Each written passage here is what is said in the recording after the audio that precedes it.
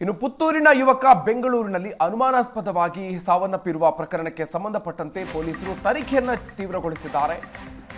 ಪೊಲೀಸರಿಂದ ಯುವಕ ತಕ್ಷಿತ್ ಸಾವಿನ ಬಗ್ಗೆ ತನಿಖೆ ನಡೀತಾ ಇದೆ. ಇನ್ನು ಈ ಸಂದರ್ಭದಲ್ಲಿ ಗೆಳತಿಯೊಂದಿಗೆ ಬಂದಿದ್ದಂತಹ ಯುವಕ ನಿಗೂಢವಾಗಿ ಮೃತಪಟ್ಟಿರುವಂತಹ ಹಿನ್ನೆಲೆಯಲ್ಲಿ ತನಿಖೆಯನ್ನು ನಡೆಸುವಂತಹ ಸಂದರ್ಭದಲ್ಲಿ ರೂಮ್ನಲ್ಲಿ ಸಿಗರೆಟ್ ತುಂಡುಗಳು ಕೂಡ ಪತ್ತೆಯಾಗಿದೆ.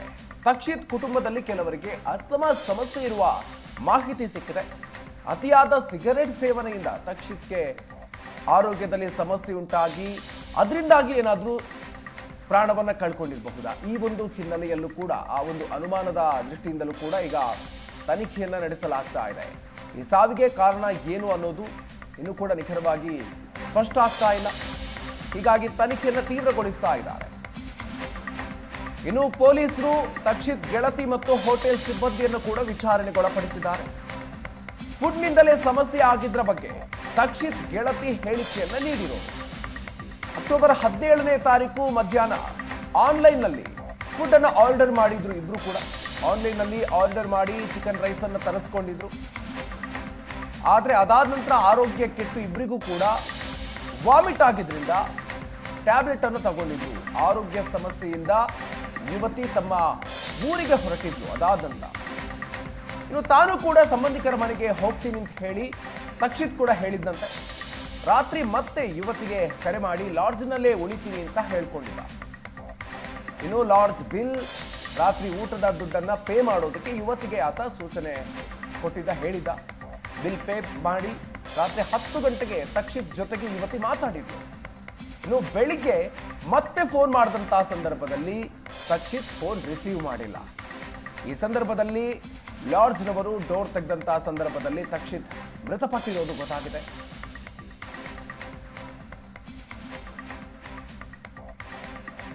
ಪೊಲೀಸರು ತನಿಖೆಯನ್ನ ತೀವ್ರಗೊಳಿಸ್ತಾ ಇದ್ದಾರೆ.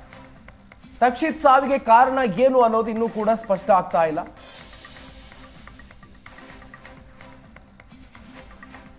ಫುಡ್ ಅನ್ನು ಆರ್ಡರ್ ಮಾಡ್ಕೊಂಡಿದ್ರು. ಅದಾದ ನಂತರ ಆರೋಗ್ಯದಲ್ಲಿ ಏರುಪೇರು ಉಂಟಾಗಿತ್ತು ಅಂತ ಹೇಳಿ ಯುವತಿ ಕೂಡ ಹೇಳ್ಕೊಂಡಿದ್ದಾಳೆ. ಅದೇ ಕಾರಣದಿಂದಾಗಿ ತಾನೂ ಕೂಡ ವಾಪಸ್ ಹೋಗಿದ್ದೆ, ಮನೆಗೆ ಹೋಗಿದ್ದೆ ಅನ್ನುವಂಥ ವಿಚಾರವನ್ನ ತನಿಖೆ ಸಂದರ್ಭದಲ್ಲಿ ಹೇಳ್ಕೊಂಡಿದ್ದಾಳೆ. ಇನ್ನು ಫುಡ್ನಿಂದ ಸಮಸ್ಯೆ ಆಗಿತ್ತು ಅಂತ ತಕ್ಷಿತ್ ಗೆಳತಿ ಹೇಳಿಕೆಯನ್ನು ಕೊಟ್ಟಿರೋದು. ಹೀಗಾಗಿ ರೆಸ್ಟೋರೆಂಟ್ ಸಿಬ್ಬಂದಿಯನ್ನ ಕರೆಸಿ ವಿಚಾರಿಸ್ತಾ ಇದ್ದಾರೆ ಪೊಲೀಸರು. ಈ ಫುಡ್ ಅನ್ನ 100ಕ್ಕೂ ಹೆಚ್ಚು ಜನರಿಗೆ ಕೊಟ್ಟಿದ್ದೀವಿ, ಸಮಸ್ಯೆ ಆಗಿಲ್ಲ, ಇವರಿಂದ ಮಾತ್ರ ಕಂಪ್ಲೇಂಟ್ ಬಂದಿರೋದು ಅಂತ ರೆಸ್ಟೋರೆಂಟ್ ಅವರು ಹೇಳ್ತಾ ಇದ್ದಾರೆ. ಫುಡ್ ಇನ್ಸ್ಪೆಕ್ಟರ್ ಮುಖಾಂತರ ಸ್ಯಾಂಪಲ್ ಕಲೆಕ್ಟ್ ಮಾಡಿಸಿದ್ದಾರೆ ಪೊಲೀಸರು.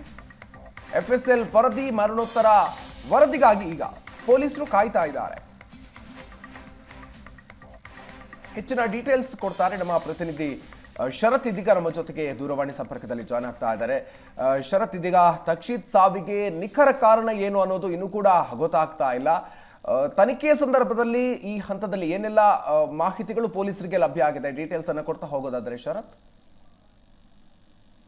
ಮಧುಕರ್, ಮಡಿವಾಳ ಪೊಲೀಸ್ ಠಾಣಾ ವ್ಯಾಪ್ತಿಯಲ್ಲಿ ನಡೆದಂತಹ ಒಂದು ಲಾಡ್ಜ್ನಲ್ಲಿ ಯುವಕನ ನಿಗೂಢ ಸಾವಿಗೆ ಸಂಬಂಧಪಟ್ಟಂತೆ ಮಡಿವಾಳ ಪೊಲೀಸರು ತನಿಖೆಯನ್ನ ಮಾಡುವಂತಹ ಕೆಲಸವನ್ನ ಮಾಡ್ತಾ ಇದ್ದಾರೆ. ಇದುವರೆಗೂ ಕೂಡ ನಿಖರವಾದಂತಹ ಕಾರಣ ಏನು ಅಂತ ಹೇಳಿ ತಿಳಿದು ಬಂದಿಲ್ಲ.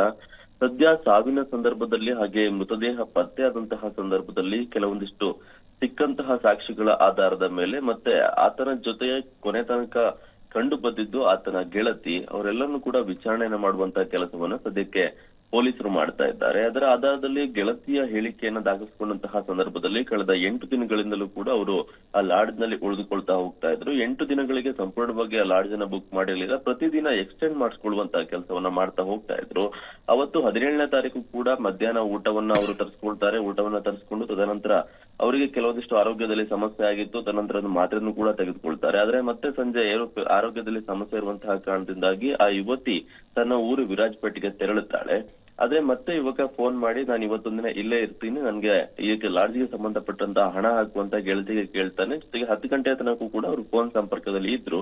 ಆ ಹಣವನ್ನೆಲ್ಲವನ್ನು ಕೂಡ ಅವಳು ಪೇ ಮಾಡಿರ್ತಾಳೆ. ಆದ್ರೆ ಮಾರನೆಯ ದಿನ ಅವಳು ಕರೆಯನ್ನ ಮಾಡಿದಂತಹ ಸಂದರ್ಭದಲ್ಲಿ ಯಾವುದೇ ಕಾರಣಕ್ಕೂ ಈತ ತಕ್ಷಿತ್ ಫೋನ್ ಅನ್ನ ತೆಗೆಯೋದಿಲ್ಲ ಎನ್ನುವಂತ ಒಂದು ಹಿನ್ನೆಲೆಯಲ್ಲಿ ಲಾಡ್ಜ್ ನ ರಿಸೆಪ್ಷನ್ಗೆ ಕರೆಯನ್ನ ಮಾಡಿ ಅವರಿಗೆ ತಿಳಿಸಿದಂತಹ ಸಂದರ್ಭದಲ್ಲಿ ಲಾಡ್ಜ್ನವರು ಹೋಗಿ ಬಾಗಿಲನ್ನು ತೆಗೆದಾಗ ತಕ್ಷಿತ್ ಮೃತಪಟ್ಟಿರುವುದು ಬೆಳಕಿಗೆ ಬಂದಿರುವಂತದ್ದು. ಇನ್ನು ಮಡಿವಾಳ ಪೊಲೀಸರು ಹಾಗೆ FSL ತಂಡದವರು ಸ್ಥಳಕ್ಕೆ ಭೇಟಿಯನ್ನು ಕೊಟ್ಟಂತಹ ಸಂದರ್ಭದಲ್ಲಿ ಲಾಡ್ಜ್ನ ಒಳಗಡೆ ಹಲವಾರು ಸಿಗರೇಟ್ ತುಂಡುಗಳು ಕೂಡ ಪತ್ತೆಯಾಗಿರುವಂತದ್ದು. ಹಾಗೆ ಅವರ ಕುಟುಂಬದಲ್ಲಿ ಕೆಲವು ಅಸ್ತಮಾ ಸಮಸ್ಯೆಗಳು ಕೂಡ ಇರುವಂತಹ ಒಂದು ಕಾರಣದಿಂದಾಗಿ ಅದರಿಂದಲೂ ಕೂಡ ಅತಿಯಾದ ಸಿಗರೇಟ್ ನ ಸೇವನೆ ಮಾಡಿರೋದನ್ನು ಕೂಡ ಸಾವನ್ನಪ್ಪಿರಬಹುದು ಎನ್ನುವಂತಹ ಒಂದು ಶಂಕೆ ಇರುವಂತದ್ದು. ಜೊತೆಗೆ ಫುಡ್ ಪಾಯ್ಸನ್ ನ ಶಂಕೆ ಇರುವಂತಹ ಕಾರಣ, ಹಾಗೆ ಅದರ ಗೆಳತಿ ಕೂಡ ಹೇಳಿಕೆಯನ್ನ ಕೊಟ್ಟಿರುವಂತಹ ಕಾರಣದಿಂದಾಗಿ ತಮಗೆ ಆ ಆಹಾರದಲ್ಲಿ ಆಹಾರ ಸೇವನೆ ಮಾಡಿದ ನಂತರವಾಗಿ ಏರುಪೇರಾಗಿತ್ತು ಅಂತ ಹೇಳಿ ಅದರ ಆಧಾರದಲ್ಲಿ ಈಗ ರೆಸ್ಟೋರೆಂಟ್ ಸಿಬ್ಬಂದಿಯನ್ನು ಕೂಡ ಕರೆಸಿ ಹೇಳಿಕೆಯನ್ನು ದಾಖಲು ಮಾಡಿಕೊಳ್ಳುವಂತಹ ಕೆಲಸವನ್ನು ಕೂಡ ಮಾಡಿದ್ದಾರೆ. ಅವರು 100-200 ಹೆಚ್ಚು ಜನಕ್ಕೂ ನಾವು ಅದೇ ಆಹಾರವನ್ನು ಕೊಟ್ಟಿದ್ದೇವೆ, ಅವರಿಗೆ ಮಾಡಿದಂತಹ ಆಹಾರ ಆ ಸಂದರ್ಭದಲ್ಲಿ ಮಾಡಿದಂತಹ ಆಹಾರವನ್ನೇ ಕೊಟ್ಟಿದ್ದೇವೆ, ಆದ್ರೆ ಯಾರಿಂದಲೂ ಕೂಡ ಅದ್ರ ಬಗ್ಗೆ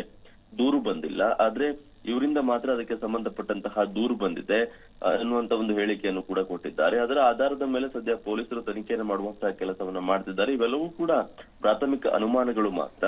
FSL ವರದಿ ಆಗಿರ್ಬೋದು, ಜೊತೆಗೆ ಫುಡ್ ಇನ್ಸ್ಪೆಕ್ಟರ್ ಮುಖಾಂತರವಾಗಿ ಕಲೆಕ್ಟ್ ಮಾಡಿದಂತಹ ಆಹಾರದ ಸ್ಯಾಂಪಲ್ ವರದಿ ಆಗಿರ್ಬೋದು, ಜೊತೆಗೆ ಪ್ರಮುಖವಾಗಿ ಮರಣೋತ್ತರ ಪರೀಕ್ಷೆಯ ವರದಿ ಬಂದ ಬಳಿಕವಾಗಿ ಮಡಿವಾಳ ಪೊಲೀಸರಿಗೆ ಇದಕ್ಕೆ ಸಂಬಂಧಪಟ್ಟಂತಹ ಒಂದು ಕ್ಲಾರಿಟಿ ಸಿಗುತ್ತೆ. ಅದಾದ ನಂತರ ಈಗ ಸಾವಿಗೆ ಕಾರಣ ಏನು ಅನ್ನೋದು ಹೊರಬರ್ಬೇಕಾಗಿರುವಂತಹ ವಿಚಾರ. Madhukar, okay, thank you Sharath ಡೀಟೇಲ್ಸ್ಗೆ.